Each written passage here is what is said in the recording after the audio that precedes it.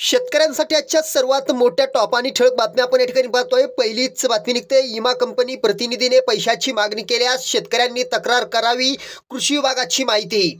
पुढल्या मोठ्या बातमी निघताय. राज्यातील गारठा वाढण्याचा हवामान विभागाचा अंदाज. पुढल्या मोठ्या बातमी निघताय. कांदा साठवणूक करणाऱ्यांवर कडक कारवाई करा, मुख्यमंत्री एकनाथ शिंदे यांचे आदेश. पुढल्या मोठ्या बातमी निघताय. 6,000 रुपयांनी सोयाबीनची शासनालाच करावी लागेल खरेदी, शेतकरी आक्रमक. पुढल्या मोठ्या बातमी निघते. विदर्भातील बाजारात सोयाबीन दरात सुधारणा, शेतकऱ्यांना दिलासा. पुढल्या मोठ्या बातमी निघते. शेतकरी शेतमजूर हीच आमची ताकद, बच्चू कडू यांची सरकारवरती टीका. पुढल्या मोठ्या बातमी निघते. महाविकास आघाडीचे सरकार येणार, सोयाबीनला 7,000 रुपये भाव देणार, कैलास पाटील यांची भर प्रचारात दिली ग्वाही.